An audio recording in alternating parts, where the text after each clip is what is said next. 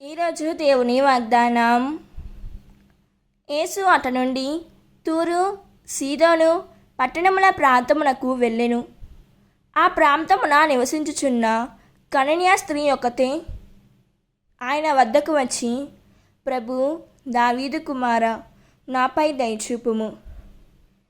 దయము పట్టి నా కుమార్తె మిక్కిలి బాధపడుచున్నది అని మొరపెట్టుకొనెను. ఆయన ఆమెతో ఒక్క మాటైనా మాట్లాడలేదు. అప్పుడు ఆయన శిష్యులు సమీపించి, ఈమె మన వెంట అరుచుచున్నది, ఈమెను పంపివేయుడు అనిరి. నేను ఇజ్రాయేలు వంశమున చెదిరిపోయిన గొర్రెల కొరకు మాత్రమే పంపబడితిని అని ఆయన సమాధానమిచ్చెను.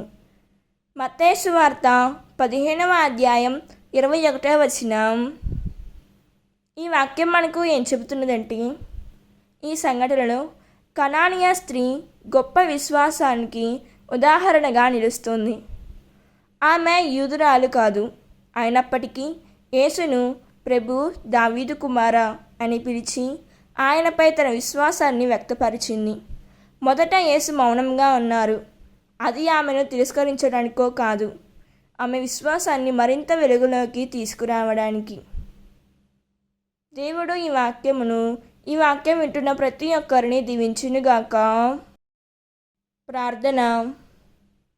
ప్రియమైన పరలోక తండ్రి, కనానీయ స్త్రీలాగా ఏ పరిస్థితుల్లోనైనా నిన్ను నమ్మి నీ సన్నిధికి రావడానికి నాకు విశ్వాసాన్ని అనుగ్రహించుము.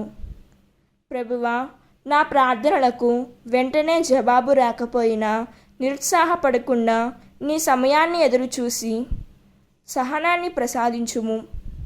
యేసయ్యా, నా కుటుంబంలోని ప్రతి బాధను, ప్రతి సమస్యను నీ చేతులలో ఉంచుతున్నాము తండ్రి. ఆమేన్.